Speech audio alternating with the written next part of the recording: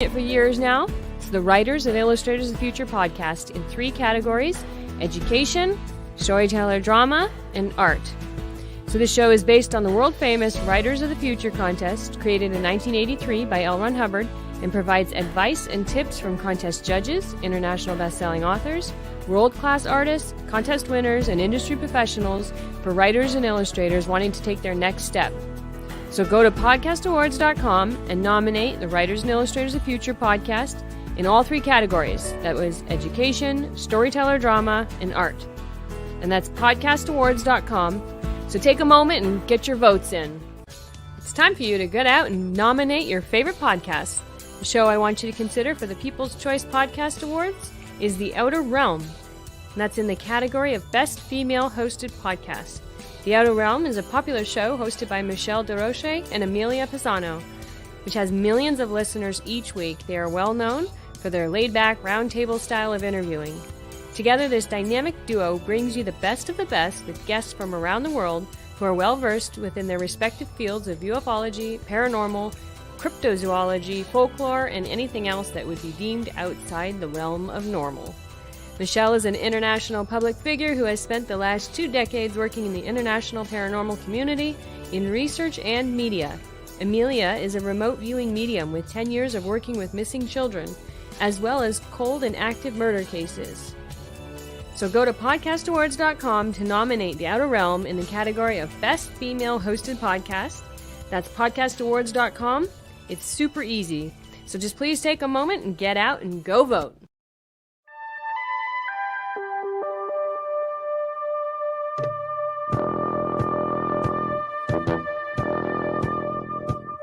Tune in to UFO Undercover, Wednesdays at 8 p.m. Eastern, with your host, Joe Montaldo, right here on the Paranormal Radio Network.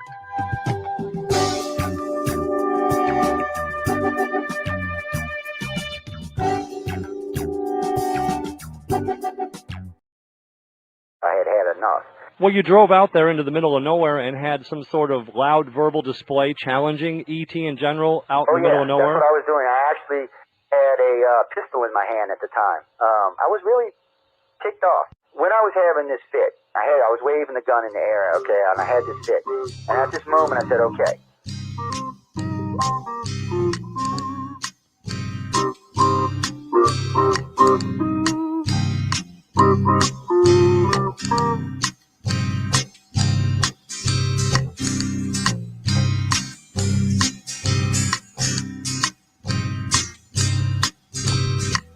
He was a Louisiana man named Montaldo. Folks around called him Six Gun Joe. Worked with ICAR, don't you know? Investigating UFOs. Out for a drive with a gal one night, they stopped to check out the reporting site. When an alien lit right there on the ground, he commenced to throwing his weight around. Now, old Six Gun didn't take too kindly to that kind of thing, especially without Vaseline or anything like that, Seriously. Well, Six Gun looked that critter right in the eye and said, "Any last wish before you die?" Yo, reached for his gun, quick as a twitch, and said, "Fill your claw, you son of a bitch." Now a legend spread across the land about this pistol-waving man. But if you're from space or from Earth below, you don't give no lip to Six Gun Joe.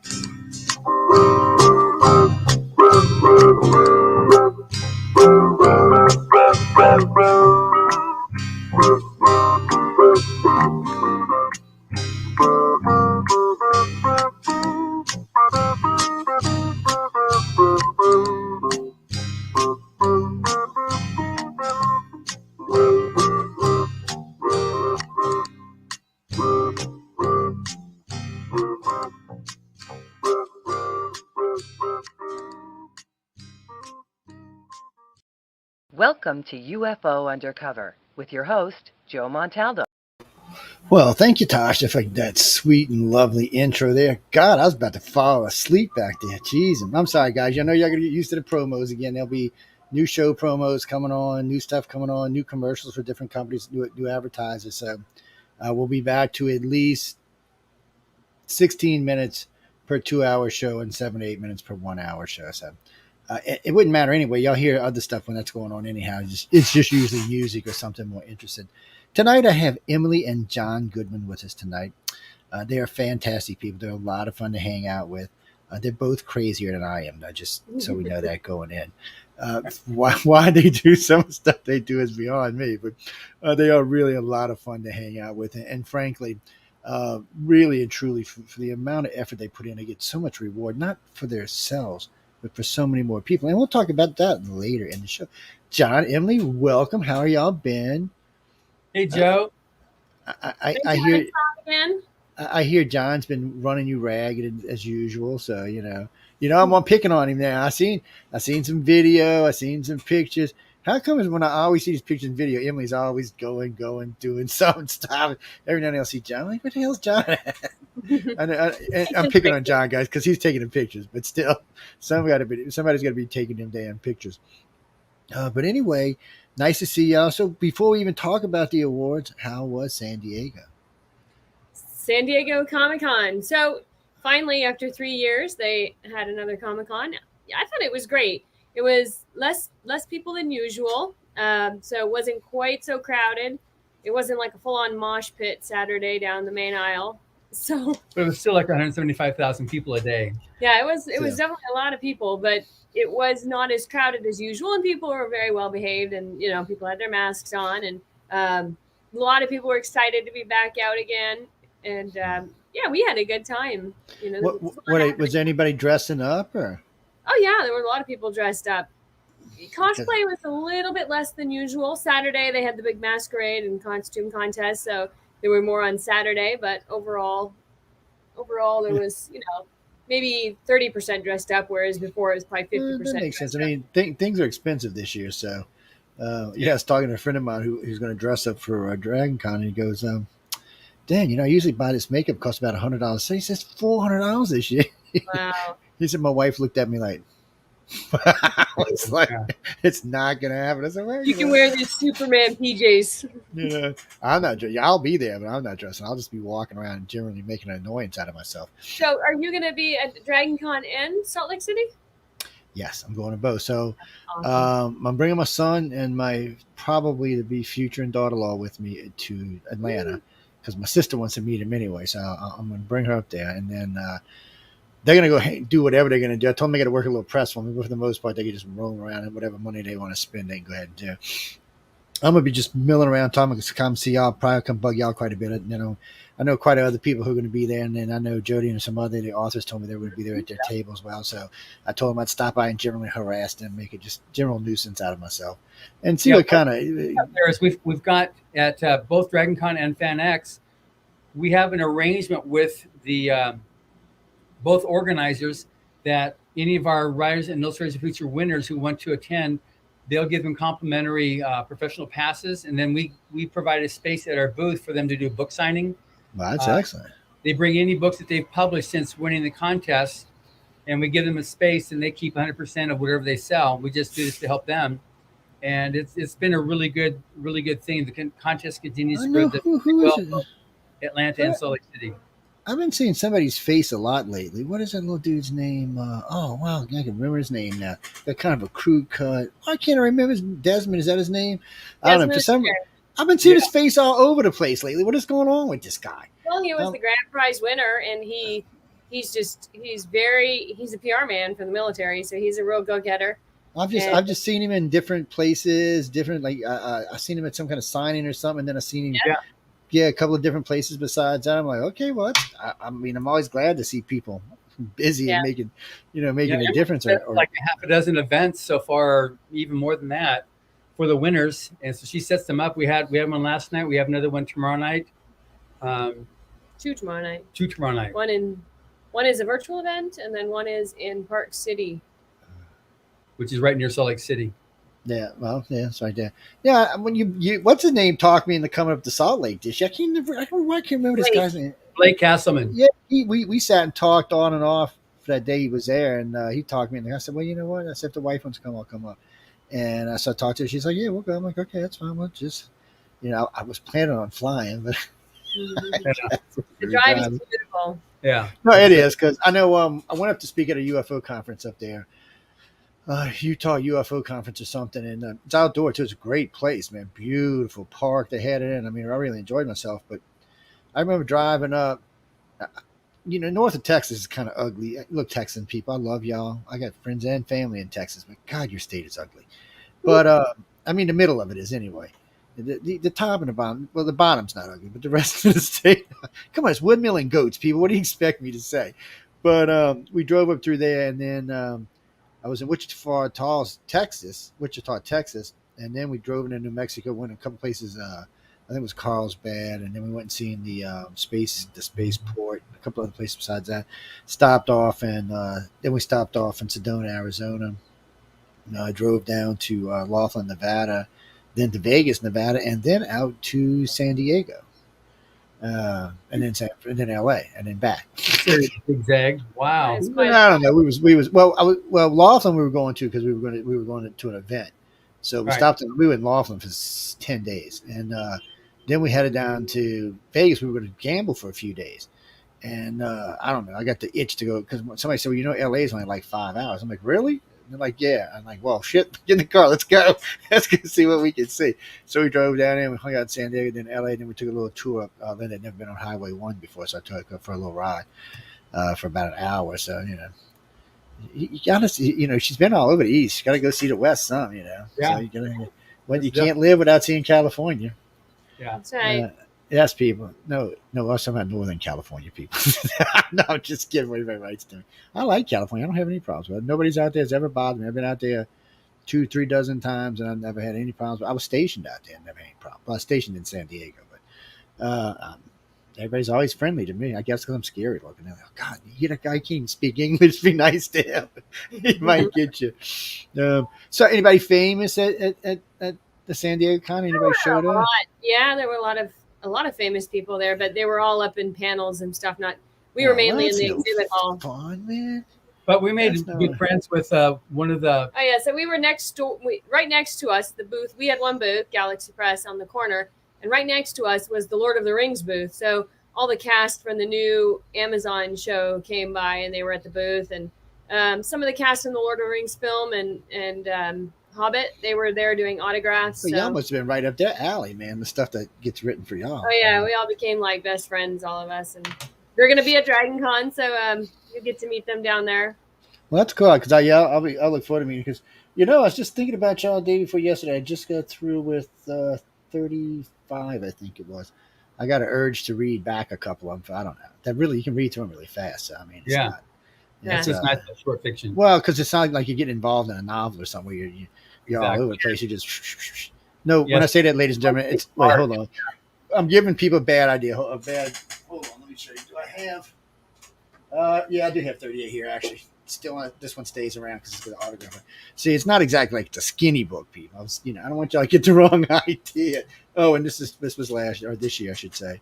No, well, y'all can't see it like that. Yeah, so that one did really well at Comic-Con San Diego. We got a lot of great stories in it. Yeah. The last 3 years winners I've got to meet, they're all great people. They're a lot of fun too. Most of them are a lot of fun. Some are a little inverted, but most of them are fun and are enjoying even more now because I've talked to a few of them since this has all happened. And lately, everybody I've talked to has been all upbeat and happy. And of course, I've been harassing y'all's judges lately, though. Yeah. Speaking of which, where's Carmen? I'm glad I remember. I got to call Carmen. Tell Carmen I said I love him. Next time y'all see him, you'll know what I mean. Guys, I'm sorry. That's inside stuff. I apologize, people.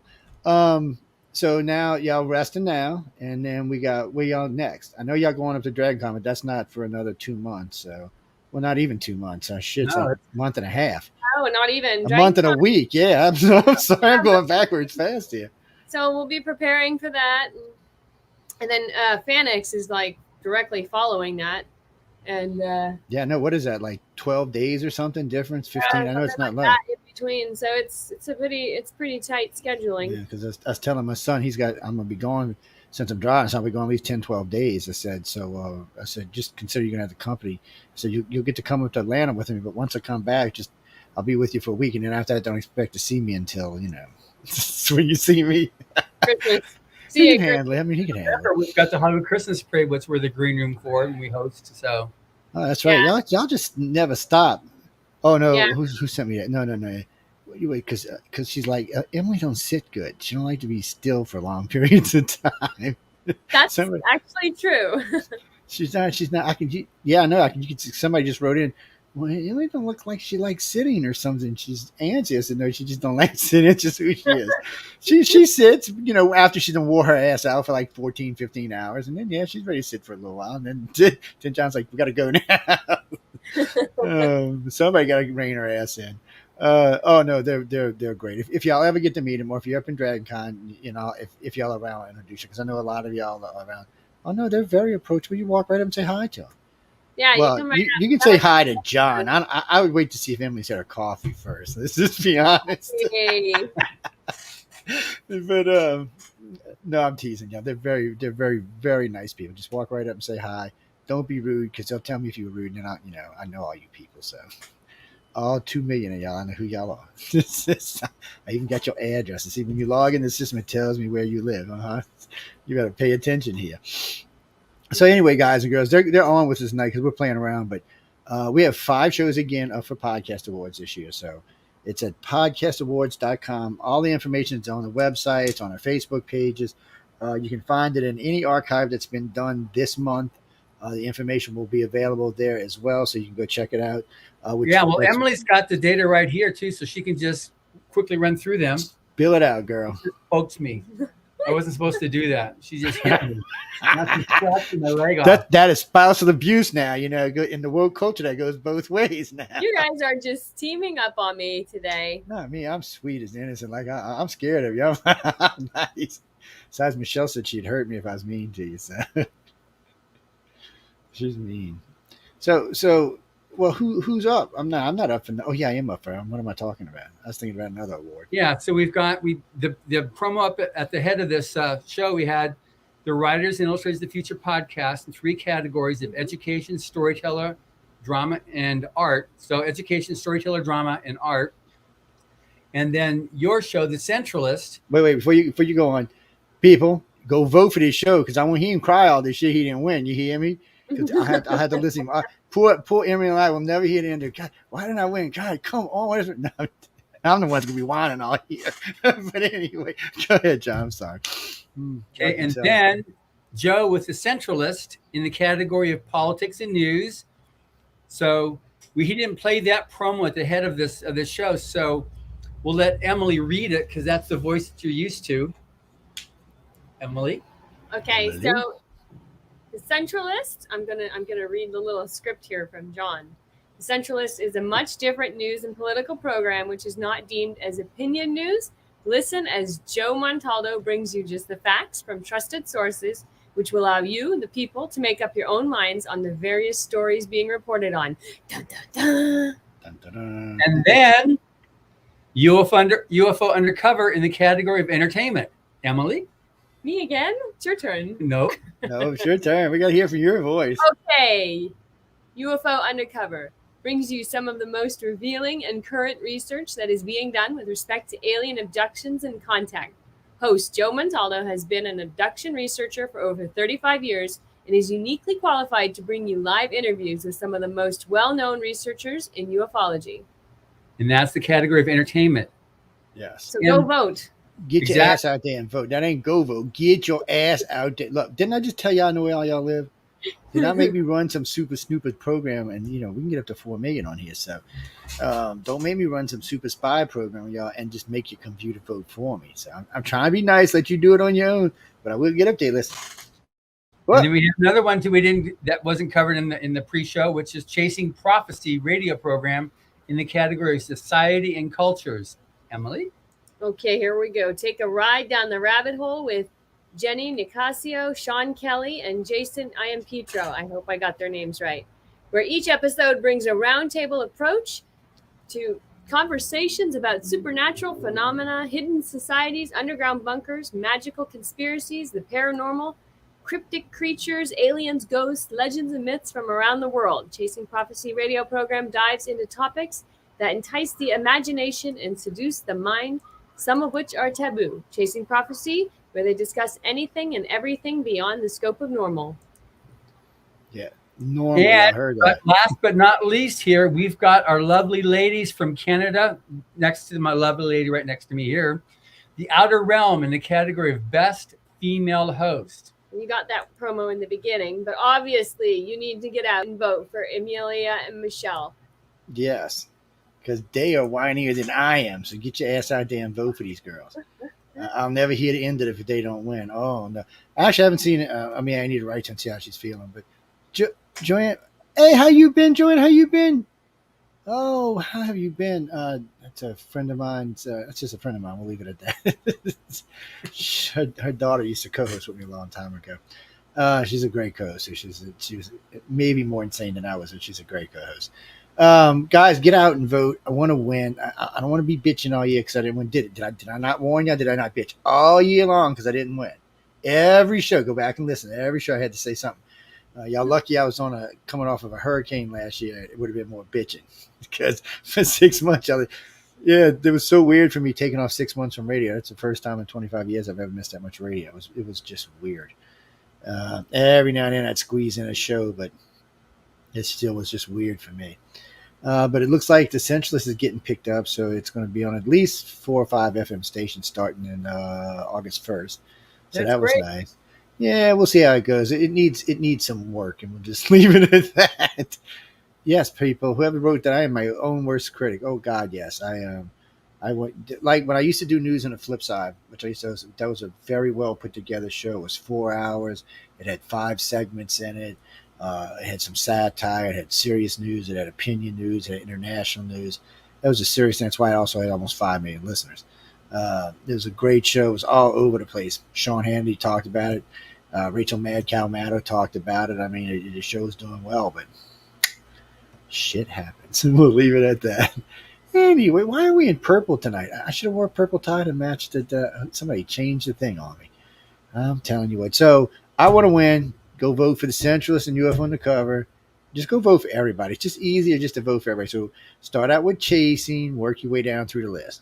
So go to Chasing Prophecy, then the Outer Realm, then Writers of the Future, then UFO Undercover, and then the Centralist. Okay, it should have been at the top. It's really easy. You just go to, podcastawards.com? Yeah, podcastawards.com. And it's very easy. It's all right there. Yes.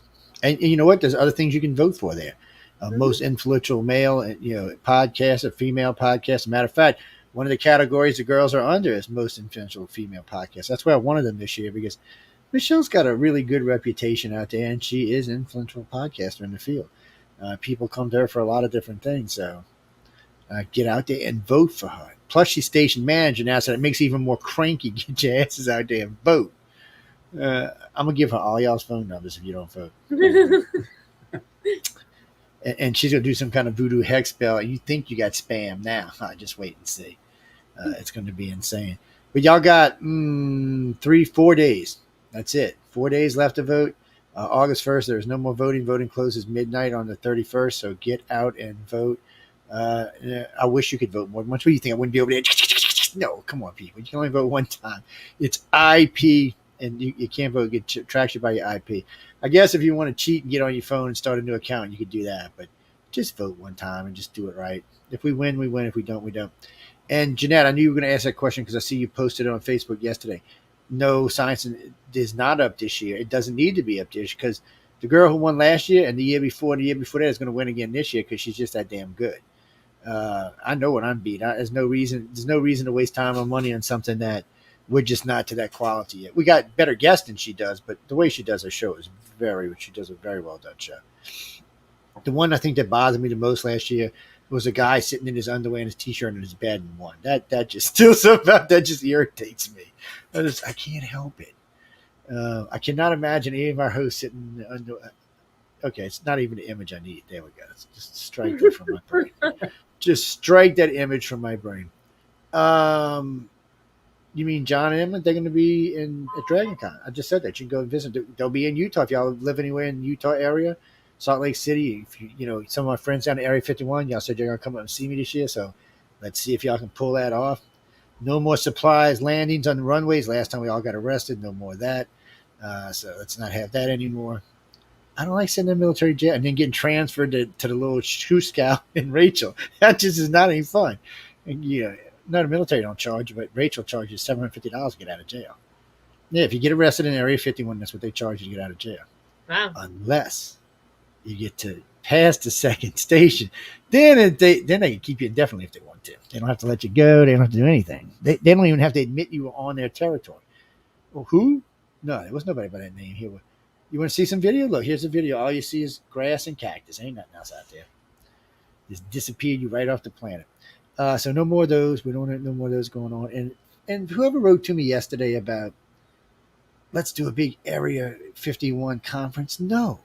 Do y'all even see? That just tells me none of you people have been to Area 51. First off, it is 2 hours from anything. Literally, it's 2 hours from anything. You got to go through Ghost Town. You got a Little Rachel, which is I think 5 people live there. No, plus you got to dodge cows and bulls and all sorts of other crap when you're driving on highways where everybody does 100. No, do it in Las Vegas and then drive down there. It's only an hour and it's 90 miles from Vegas. Yeah, it's an hour and a half. There you go. You can drive down it. Matter of fact, last time I was in Utah where I stayed at, it was an hour and 40 minutes. We drove down there and went and hung out. It's very interesting territory because there's nothing out there. All you see is this weird white glow way off in the distance, which is Las Vegas, and you see a bunch of these little red dots streaming across the sky headed that way. Other than that, it's beautiful skies is what it is. I don't know. You have to ask them. There'll be a DragonCon. Come over and say hi. You want to buy? What books are y'all going to have with you up there? I know you're going to have volume 38, but yeah, we'll have all the L. Ron Hubbard fiction books, and then we'll have Writers of the Future. We'll have the same like what we had at Comic-Con, where we have all the paperbacks up through volume 38. We'll have a lot of volume 38 because that's the new one. But we also had these like blocks of like all the early volumes, and you could just buy a set for real cheap of the, the early ones. And one thing too that's interesting enough does well, we have these Frank Frazetta signed personally autograph lithographs, which they're for collectors, but it's definitely an audience there at DragonCon and at Salt Lake City. And surprising enough, just also at Comic-Con in San Diego, where you find these collectors that just absolutely love Frank Frazetta. And because he was a judge for the Illustrators of the Future contest, he was able to be worked with. And he loved L. Ron Hubbard's fiction. And he said, look at, his nobody wrote adventure fiction like L. Ron Hubbard, really easy to illustrate. So he did the cover for Battlefield Earth, which is the cover that's currently out there. That was done by Frank Frazetta. He did a painting for Mission Earth called The Countess. He did probably half a dozen of the illustrator of the Rise of the Future book covers earlier on when he was still alive, because he was a judge. And he also did the cover art for Final Blackout. And it's interesting enough, if you actually see that book cover, that was a self-portrait. That's Frank Frazetta as the lieutenant, which is the name of the painting. That's the cover of Battlefield of Final Blackout. So we'll have Frazetta prints there, and then obviously all these different books, and then we'll have our winners, and we'll promote it in advance. The various Rise of the Future winners and Illustrators of the Future winners who are going to be there doing autographings at our booth. There you go, guys. Y'all can see all kind of interesting people. Look, for everybody who's going to be there, the place is a nightmare from what everybody tells me. So get down there, get prepared to do a lot of walking. Yes, be prepared. Yes. Good, comfortable shoes. All my friends who live in Atlanta say, all of Atlanta is convention. Yeah, that's pretty much what everybody I've talked to lives there says. Oh, drive. Oh, yeah, sure, Joe. Drive to the edge of town and just start walking to where you want to go. Yes, that's right. That is our business. We pick a day and go in that direction all day and get back to the car later that day. So that's how we do it. He said, because there's just so much to see. And he said, it's not just that what's going on in the hotels. There's little side groups popped up here, little music entertainment over here. Food and clubs are having more entertainment. So it's just a whole scene. And, of course, Atlanta's a decent-sized city. So there's a lot of people live there to start off with. So I was last time. Yeah, I haven't even bugged my sister. I'm going to have to bug her this week sometime just to harass her. And see, I like her new house. It's got a swimming pool in it. It's always good to have swimming pool. The other one had deers in the backyard. So. Which is unlike other places, is Pat Henry, who was one of the founding owners of Dragon Con, who's obviously is there, and it's a family run operation. So his daughter then is runs a lot of it, but they have mostly conventions. Like San Diego Comic-Con was in a huge convention center. They intentionally don't want to have a convention center. They want to do it in all the main hotels. That way you can have, your meetings in the local coffee shop. You can go to a bar, you can go to whatever, and just that was the original idea of conventions back at the very beginning of science fiction conventions. And that's how I wanted to keep it that way. So the offers to put it in the big Atlanta Convention Center, he said, no, that's in America's Mart, a few of those places that have got it set up, and then just all the hotels convert several rooms into panel rooms. And so they do all the various panels in the various, the Hilton and the Hyatt and all the various places there. And so you have to walk around, but it's just, it's huge, but it's amazing. It's a real fun convention. It sounds like it is. I know everybody I've talked to is going there and said it's great. I haven't really heard anything bad or anything like that, other than, it's a lot of people, a lot of walking. That's pretty much the number one bitch I hear is a lot of walking. Family friendly though too. It's family friendly, which is it wasn't always that way, but when we came back, I used to attend it when it first started back in the 80s, and then I dropped out for a bit because I'm interested more in the family friendly aspect to conventions. And so we came back, and I complimented Pat and his family on like, wow, you really made it a very family friendly show. So it's appropriate for kids as well as adults to come there and just have a good time and not have to worry about what they're going to see or being exposed to things inappropriate for kids. So that's what I really like about it. And our books are like that. So it's really nice that that's what they have done. That always makes it better. Besides, people spend more money when they got their kids around. That's right. Right. They do it. And especially if you're kid friendly and take good care of them, they'll spend lots of money with you. So yeah. But it's fun at this show too, where we have parents and grandparents, when they walk by the booth, they'll see the Battlefield Earth says, you need to read that book. I love that when I was a kid, and you need to read it now. Or somebody will be looking at it, and somebody will be walking along and they'll say, yeah, read that book. It's one of the most read books at these science fiction conventions. And we get so many accidental tags for somebody to say, yeah, get that book. It's a great book. That's it. More than merry that way. Hey, look, that's what it's about. People get out, get the book, read the book. We're on the first floor of the convention center, or it's the America's Mart is what they call it. It's where the exhibitors are. So we'll be there with a booth on the first floor. And then over at the Marriott, we also have a booth at the art show. And then we also be on some panels, writer panels and illustrator panels. Yeah. And then on Saturday, they have a big parade, and that's just a crazy, you cannot walk outside at that. I mean, it's just, the streets are packed for the parade. And then Saturday, after all day, for the rest of the day on Saturday, we'll have Writers of the Future winners doing signings at the booth. That's right. Put them little heathens to work. That's all I can say. No, actually, John, all the writers I met were really nice people. They are, yeah. The last 3 years worth of winners I've talked to, all the judges I've talked to so far. The only one, for some reason, Tim and I can't seem to connect, but everybody else, it's been pretty easy. And and I miss Larry, so him and I got to get together. But other than that, which Larry? Else, Larry Niven or Larry Elmore? Larry Niven, no. Larry, about last week. Elmore, the artist. No, somehow or another something happened with a communication, but we'll catch it up. But other than that, everybody else is done.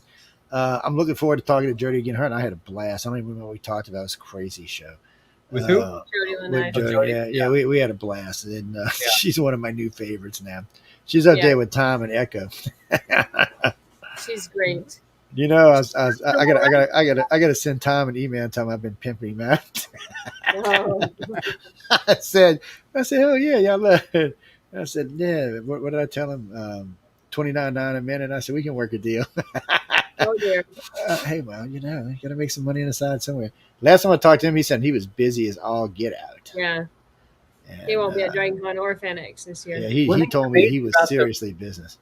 Yeah, one thing that's amazing about Writers and Illustrators of the Future is that even though all the judging, like the winners are blind judged, so we have no idea what these people are like. But just because of it's kind of like evolved, especially over the last 3 years or so, like you're saying, 3-4 years.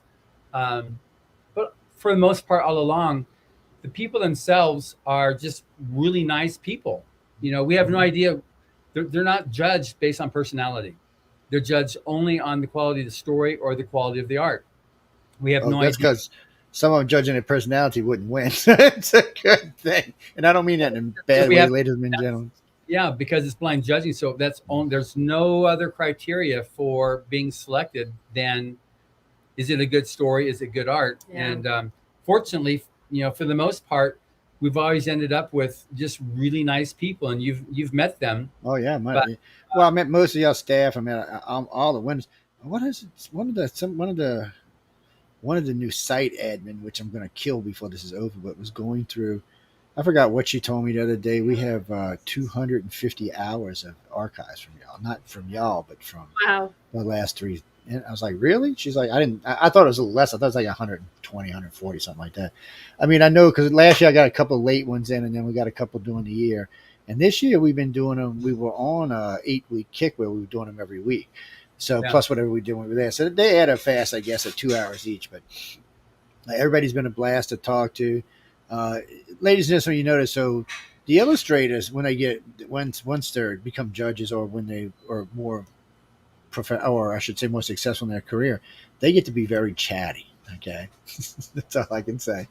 But for the most part, most of the illustrators I interviewed, the interviews lasted between 15 and 30 minutes. The authors, the shortest one was an hour. Because I just let them go until they were done. And I think the longest was an hour and 48 minutes. Wow. Yeah, so I can't remember if that was Lazarus or if that was. Was that Lazarus? No, it might have been Lazarus, but it might have been Wildman. It was one of the two of them. Chris? I can't. Yeah. So it was one of the two of them, and then no, what's the other guy's name? No, the Wildman from the year before last. He was almost 2 hours. I think is that his name? Luke Wildman, is that his name? Yeah, he was from the year. Yeah. And he was almost 2 hours. Wow. And Tom and Echo could do 2 hours standing on their heads. I don't even worry about them two. I was like, they were easy. And the three of them, that's still one of the more popular. I think it was on Facebook. One of the places it did 10,000. It was on one of the Facebook pages. It did 10,000. The three of them. It was just a chit chat conversation. Tom, Echo, and who? And Larry. Oh, okay. Yeah, there was the three Musketeers. Or Larry Curly and Mo, depending on how you want to go. They were cracking me up. By the way, Echo was in charge, just in case y'all didn't know. I'm not taking no heat. She's a bad influence on me. But no, they were all great interviews. Everybody was a lot of fun to talk to. A couple of them I thought might have been tough interviews, ended up being easy ones, like the young lady from Spain. She seemed a little bit. Yeah, Natalia. Yeah, once we got, oh my gosh. Once I got her talking, she was good. She was I met her husband, I think, the last day, or boyfriend, whatever he was, and she once she got going, she was good to go. She's like, oh yeah, I'm fine now. Let me chat away. Mm-hmm. If y'all hear a scream in my house, it's my new 7-ounce kitten I found underneath my house. Oh wow! It's literally this big. I'm not kidding. It's this big. I put it on a scale. Yesterday it weighed 7.2 ounces. I'm like, really? It just come walking out from underneath my house. I got construction going on my house, and I got construction outside being done on my house. And I kept hearing this cat for like a week and a half. I'm like, where the hell is this cat? I thought it was underneath, or we got soffit underneath because the house is raised. So maybe it's in there. And finally, a couple of days ago, I seen it underneath these boards. I said, should I get it? Should I let the mom keep it? Well, it came out and got on Linda's foot, so that was the end of that. Wow. It somehow, little thing, not even 2 weeks old, struggle, got across my concrete, climbed up on the brick and landed on her foot. I'm like, well, I guess we got a new animal now. Wow. It's living with us now. That means 7 ounces. It'll be able to bond with your. The Chihuahua. My little. So I got 2 blackies now, because that's what they call now, Blackie 1 and Blackie 2, because they're so black you can't see them. Literally, if my lights are off in the house, you cannot see them. My Lola, we actually got glow in the dark shirts for, because if the lights off in the house, you can't see ass. I mean, she's only this big to start off with. So. Fiona's got some white in her, so you can see her. And Fiona gets out your way. She's been around a little while. Lola's like, no, let me just get up on your feet and kill you now, Daddy. Like, oh, we're going down the stairs. Let me see if I can trip you. I'm thinking, Which one? Which one Huh? likes to be on the show? Oh, that's Lola. That's my black one. Yeah, she's Lola. the movie star. She got her own TikTok page and everything. Shit, they're trying to start her a Facebook page. I'm like, leave her alone. I guess now her and whatever Miss Kitty, whatever this cat's name's gonna end up being. I guess they'll be on TikTok together. Fiona don't care. She's like,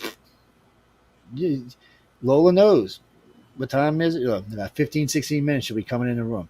She knows when I've been on air for an hour and she thinks it's okay. Daddy needs a break. Let's go in there and see what he's doing. Let's walk around. Let's bite him on the ankle. Fiona don't even care. My other though, when I wanted past Max, he was the same way. Charlie didn't care, didn't want to be on the camera. Max would crawl all the way up till he got right up my shoulder and go to sleep. And he'd stay there for the whole show. I'm like, Max, what stop? I mean, he was only 4 pounds, but still. Oh, they spoil. You have your image to uphold. Yes, well, and then somebody in the house likes to color coordinate them to whatever I'm wearing, which is weird. That's awesome. So, yeah, it's like right now she's wearing a black shirt with this little blue thing around her neck. And she goes flashing by. I'm like, that's insane, people. See, it's you dressing them. No, it's not me dressing them. If it was up to me, I'd like my big one. My big one. She's 11 get pounds. over here. Lola is spoiled. I mean, then I wake up like 6 o'clock in the morning. I'm like, why are my arms getting numb? She done crawled up underneath my arm and went to sleep. I'm like, Lola. I'm like, my arm's like 10 times what she weighs. I'm thinking I'm going to crush it. She's out. She don't care. The other one comes and tries to get up on my chest. I'm like, what is this? Get out of my bed. Sleep on the floor. But no, somebody spoiled them. Not mentioning no names. Linda. So the initials of JM. No, I'm guilty of spoiling them a lot. I'm not gonna lie. I'm giving them a lot of stuff I shouldn't give them. Like they're probably the only chihuahuas around here that gets filet mignon. So I went and bought. Well, I went the other day and bought 3 racks. I bought one for my stepson, one for my son, and one for myself. And I had them cut up to about 2.5 inches thick. And I brought them home. Well, Linda likes to wrap 2 at a time, but she don't eat steak anymore. And I'm like, why are you doing that? I said, because you know what's going to happen? The dog's going to get half of one. And sure enough, they get half at least one. and I tell all the time, and you wonder why they don't want to eat dog food. Yeah, okay. If I had a choice between filet and dog food, what would I be eating? I don't know. And yeah, people, I'm poor. Make a donation so I can feed my dogs. Yeah. One thing I wanted to bring up is, and for people to understand why it's important that they vote for these shows. To feed my dogs. Joe. No, it helps a whole lot in terms of like getting other people, because we're talking about 5 great shows here in their respective areas, and the value of having one of these awards just makes it easier to get an increased audience, which we're trying to do to get, when you have stuff to say, because there's so much false news out there when they can actually get, here's just like for your sensibles, here's some straight news about politics, or here's stuff on ufology with what the girls cover, all these things here. I think it's important that people understand that by voting for it and getting us an opportunity to raise ourselves up at the platform of podcasts, because there's literally tens of thousands of podcasts. How do you get yourself heard above those? This is one of the ways to do that. And anybody that follows this show under UFO Undercover and all these podcasts, it really will help make it to get that little bit of extra edge we need to become heard. Well, we were talking about y'all the other day because, somebody said about writer contest. I said, I have the #1 writer contest on the network. I said, John Goodwin and Emily run the damn thing. I said, and they're like, really? I said, you never heard of Writer's Future? He said, yeah, but he said, really? I said, I'll tell you what, here's John's podcast. Go listen to it. I said, I think he's up to 188 right now. I said, go check it out for yourself. They're like, really? I said, yeah, you can go listen. There's no video. I said, no, you don't do video, but you can go listen to your heart's content. And because he's big in the writing. He'll be submitting something to y'all for sure this year. Okay. Matter of fact, went and gave off a case of books. It was about 2 weeks ago. And I'd given out y'all's address. And I know at least 10 kids in this writer's class, want to submit. I'm like, you don't have to ask me, just submit. Yeah. Oh, I don't give it to you. I said, no, you go to writersfuture.com and you submit. Yeah, I said, I got nothing to do with it. I just like talking about it. I said, I'm still, having a hard time that they're actually honest. I said, so just go submit.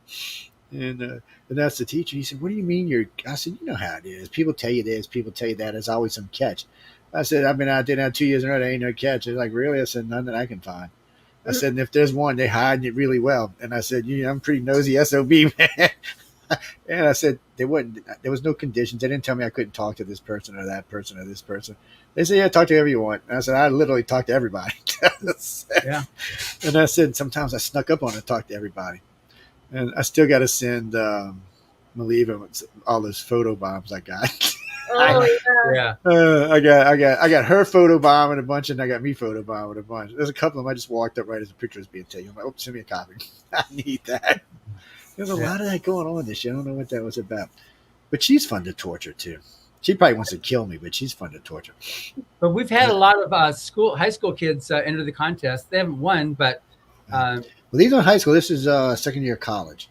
We had high school. yeah, but college we Emma. definitely had winners, and we've had maybe 2 high school winners, but we've had just a ton of entries. But the main thing is the reason why Eleanor Hubbard created in the first place was to encourage and provide a platform for the aspiring writer and artist, and that's what it's there for. And he funded it, so there's no other, and he pays for the whole thing, and that's just all it is to that. And that's something he did while he was alive, and he continued it after he passed in '86.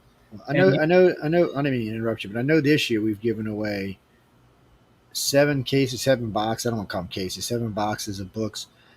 See, I know 2 went to high schools, 2 went to colleges, 1 went to a library, and 2 went to elementary schools. Middle schools, not elementary schools. I'm sorry, like junior high. And everybody was real happy to get it. Everybody asked 5 million questions. And I'm always said the same thing.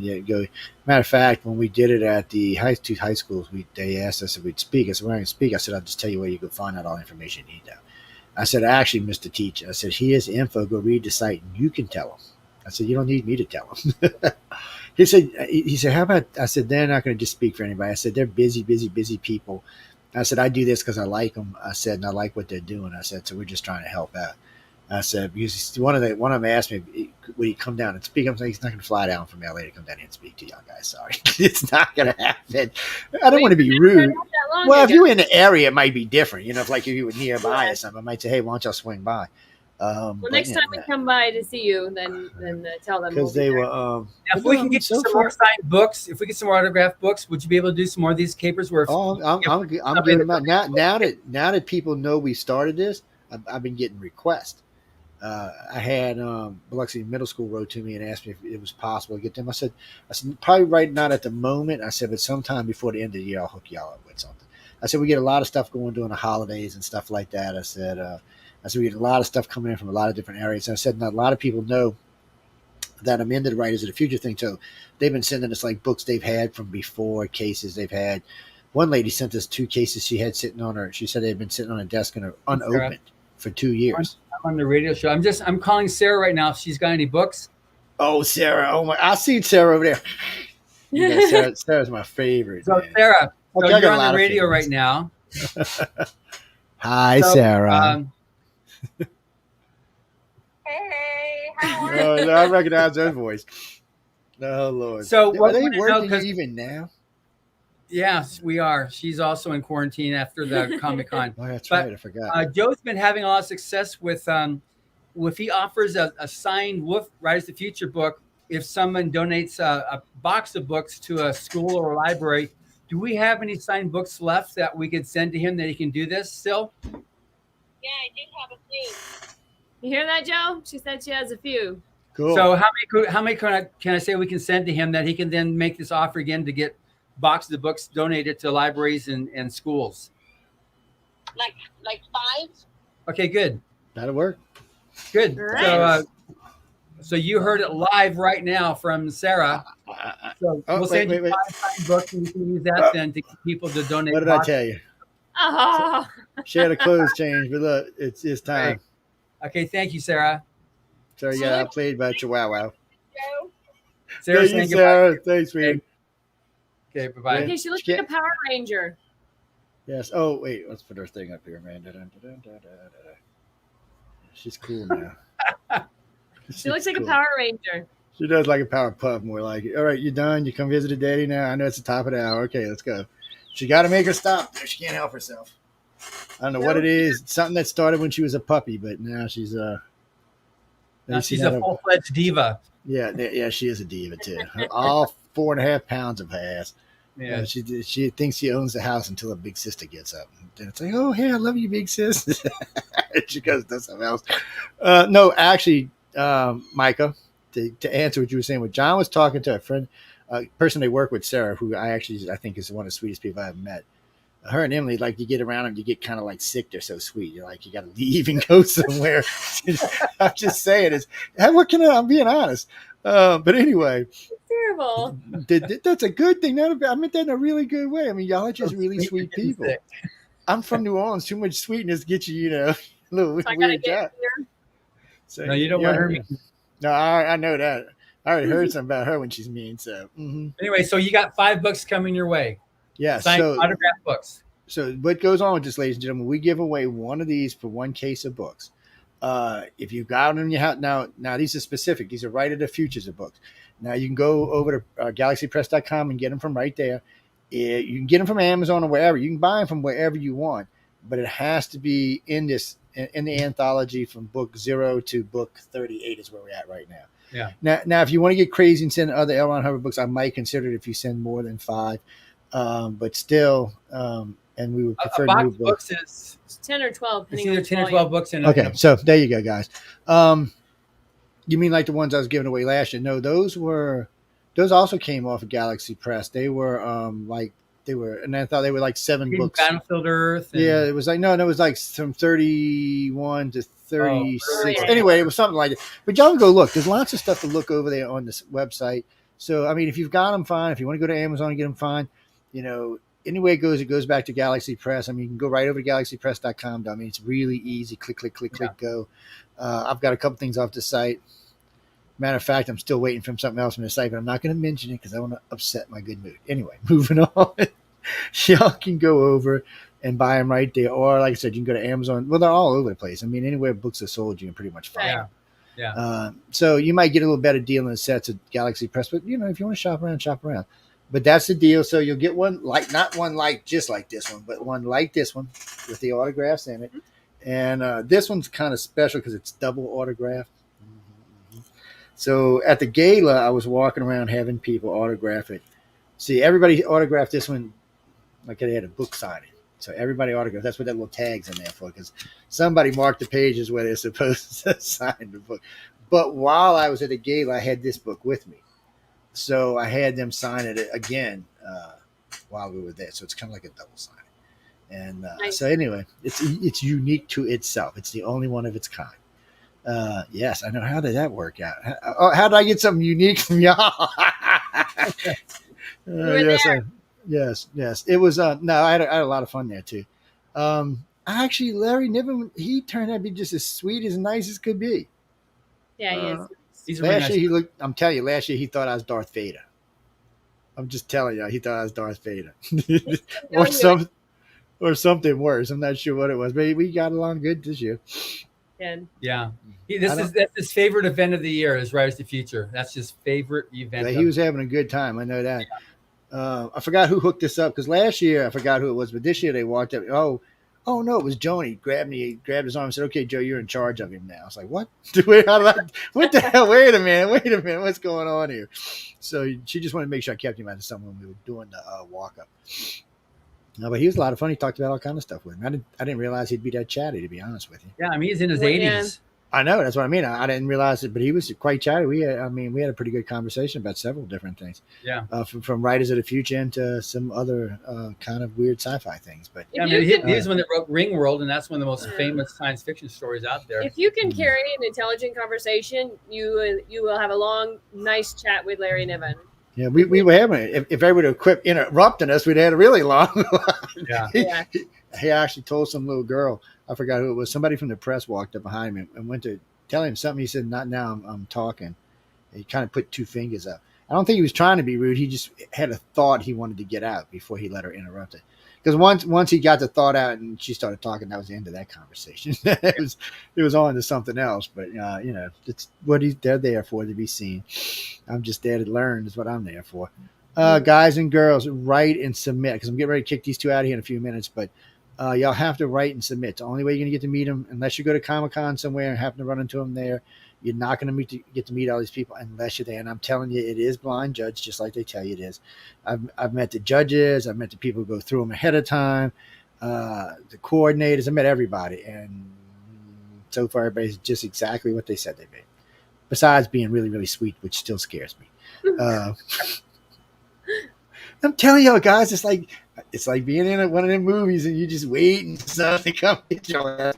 I'm telling y'all, but no, they're super nice people. And frankly, for as busy as they stay, to be as nice as they are, it takes a lot of effort. Because all the people buzzing around me, I'd be like, "What do you want now? Didn't I just tell you this? Get your ass upstairs." Hence why I don't do this for a living.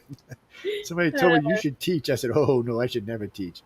I said, after I tell you something twice, you either learn it or too bad on your own. Yeah. Yeah, that's one thing. Then you're not a good teacher. You just don't ever teach. I'm like, yeah, I don't want to be a teacher. I never had any ambitions to teach. I wanted to be a doer, not a teacher. I wanted to be a doer.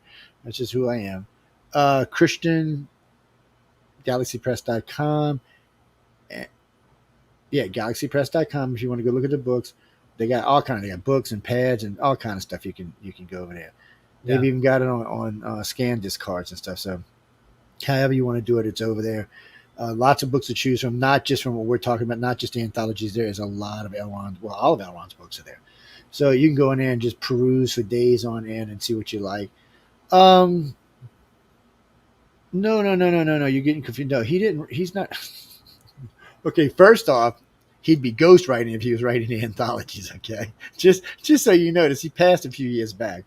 86. 86, yeah. So, no, the anthologies are from the winners. They win. Those illustrators and those writers go into the book. It wasn't always illustrators. It was just writers in the beginning, wasn't it? Well, the way it started was just writers, and we hired artists to illustrate several of the stories. And 5 years into it, we then launched the Illustrators of the Future contest, and we had Frank Kelly Freas, who is one of the most famous pulp illustrators from the Golden Age, who was the first coordinating judge. And so that's the point. Then we started combining up the winning illustrators.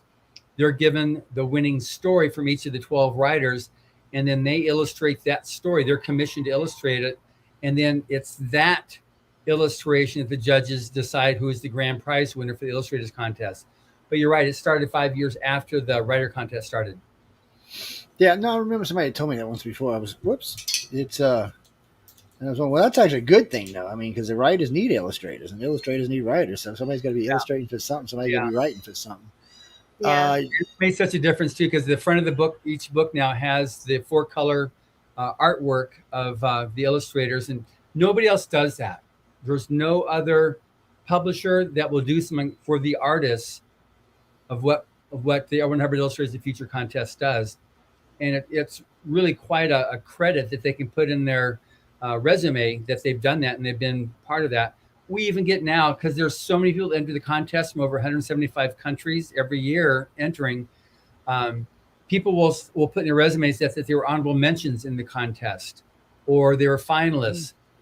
And of course, obviously they're a winner, but it's so well known. I mean, in the 3 years I've been associated with, I've seen how many of these people have gotten jobs and decent paying jobs and both on illustrators and writers. Oh no, guys. Actually this year's bunch seemed to be doing pretty well before they even got in.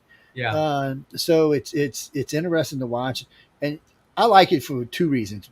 Originally I liked it because I just was checking up on these guys, I'm not gonna lie, but see, for me, it's different because I'm looking at these are going to be the guys who are going to be writing the sci-fi I'm going to be watching when I'm old and decrepit, going, all right, yeah, I knew him, I knew her, yeah. Or doing the artwork or some game I get into, which I don't get a game anymore, but eventually one day I might get. God, thinking of it. Now that you said that, Bruce, I don't think I picked up a game and stick in, I don't know when. Jeez, it's been a long time, 15 or more years. Yes, for somebody who couldn't live without gaming every day, I went from just... Yeah, I think radio took over. Yeah. I think that's what happened. I think it took over. And my brain works a little different than it used to when I was younger. So it'd have to be much more involved to start off with. Dungeons and Dragons. Everybody's going to be at Dragon Con. I don't think anybody who's not going to be there. Somebody will be representing everybody there. Yeah. Oh, you mean DC and Marvel? I'm sure somebody will be there. Oh, well, I just realized with the Writers of the Future panel, which we've got, I'm not sure which day it's scheduled. You can check on the programming. but we're doing a special world premiere of a video of Anne McCaffrey talking about how she writes, and because she was one of the original judges and she passed away like 10 years ago. But so we've got a video of her, like we just did recently with the Frank Frazetta, where we had that video up that we released at the opening of his museum at Boca Grande, Florida. But this, we're going to have it as part of the panel, the Rise to Future panel. We're going to premiere that. So that's pretty exciting too. So if you do go to Dragon Con, make sure you come to the panel. Oh, I will, because I interviewed both Todd and Jody, who both were writing with her. So it'd be interesting to hear it in her own words.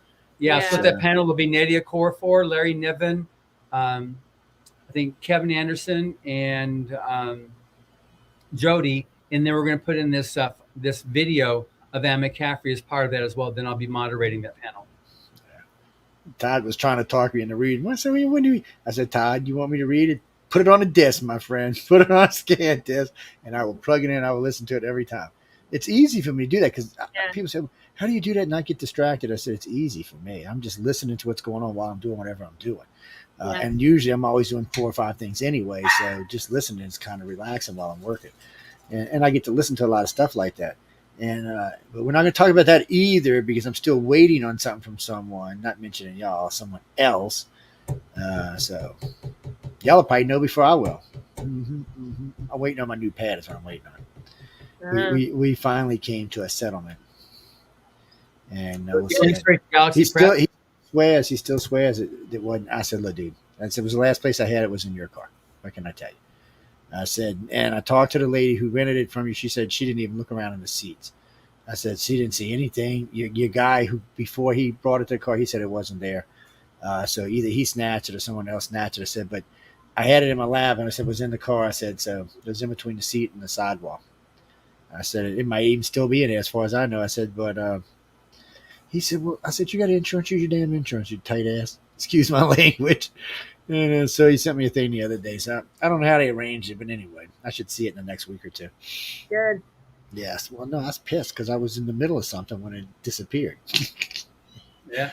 I was now I have to go find out because I don't even remember what story it was. It was something I was really into, and then I was like, and that's how I knew it was going, because I went to go listen to the rest of it. I was like, man, what is this thing?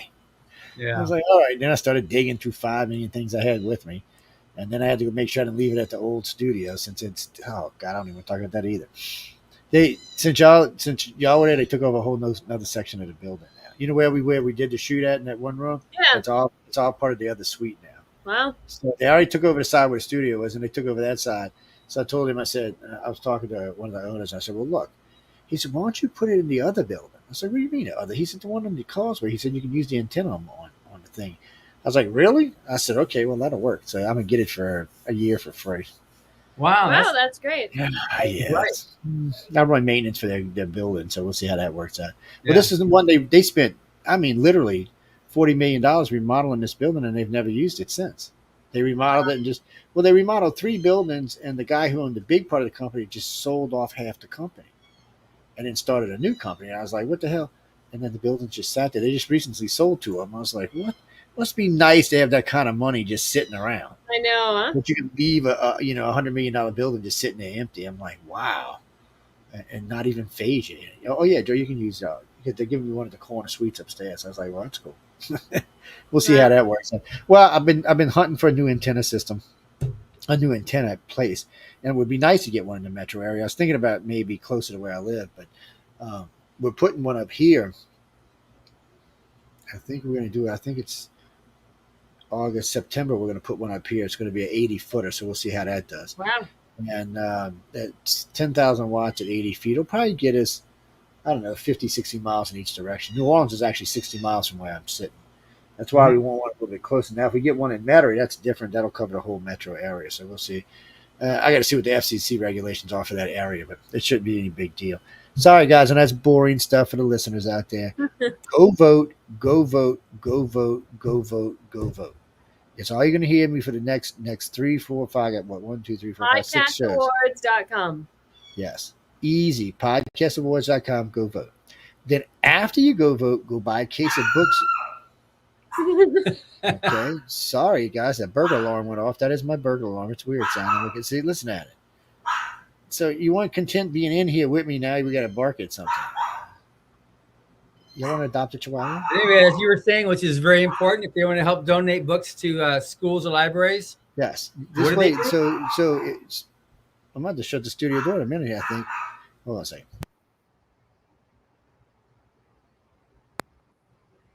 Sorry, Daddy had to get violent. As y'all can see, I didn't even move.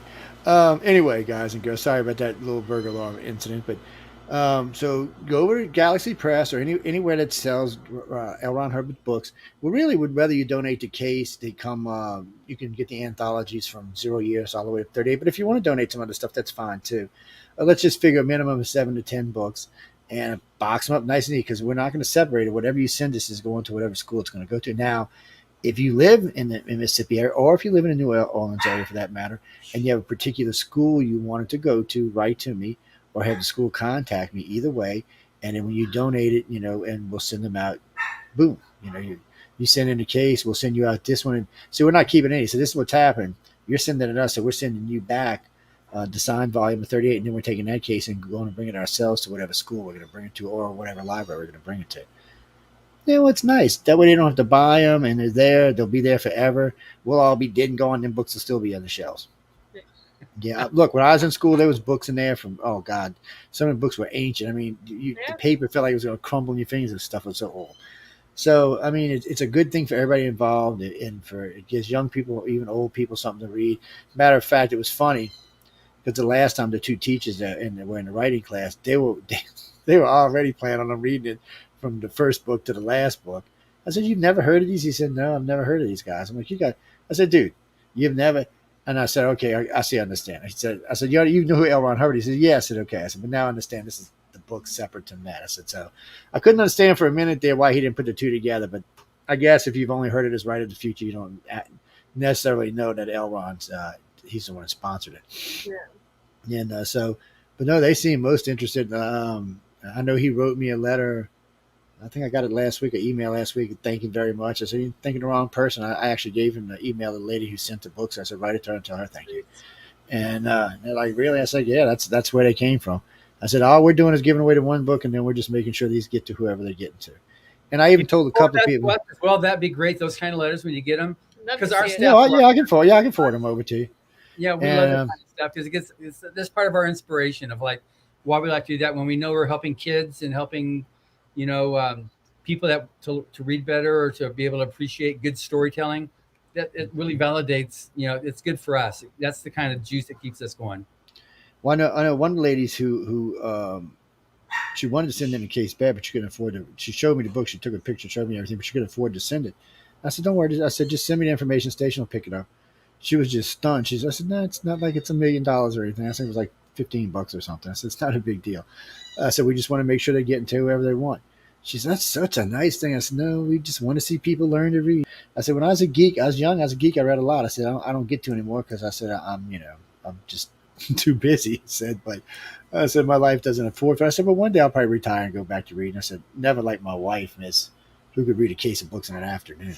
I'm telling you, y'all should have seen it with Anne Rice's book. Go get it a book. Them books weren't cheap back in the day. Go get it a book, bring it to her.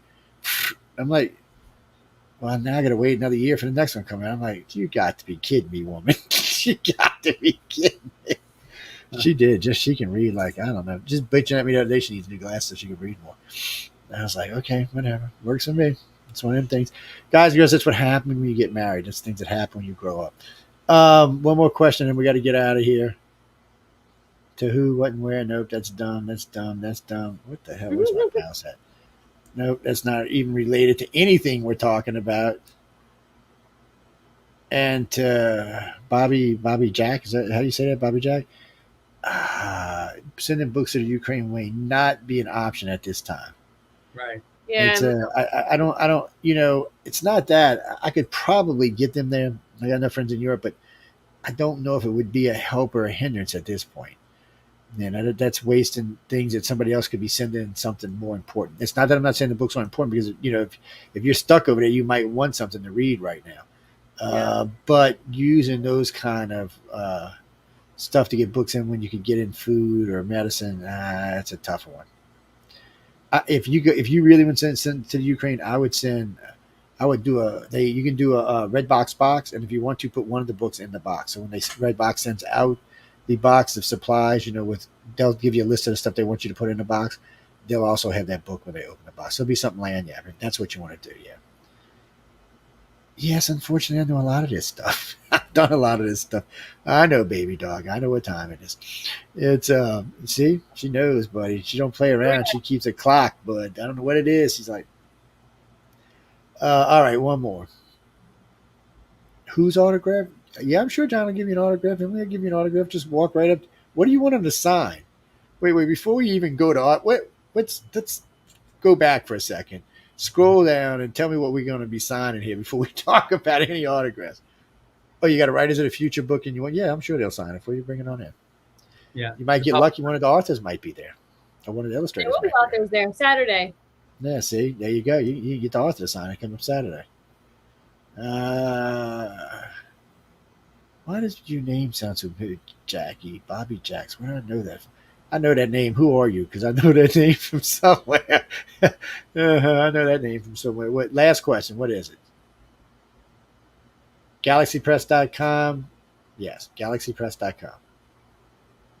Yep. Go right there and buy them. WritersOfTheFuture.com if you want to submit. No, Johnson drilled these into my head. I could tell you in my sleep. I'm just teasing. No, WritersOfTheFuture.com and GalaxyPress.com. Yes, either one.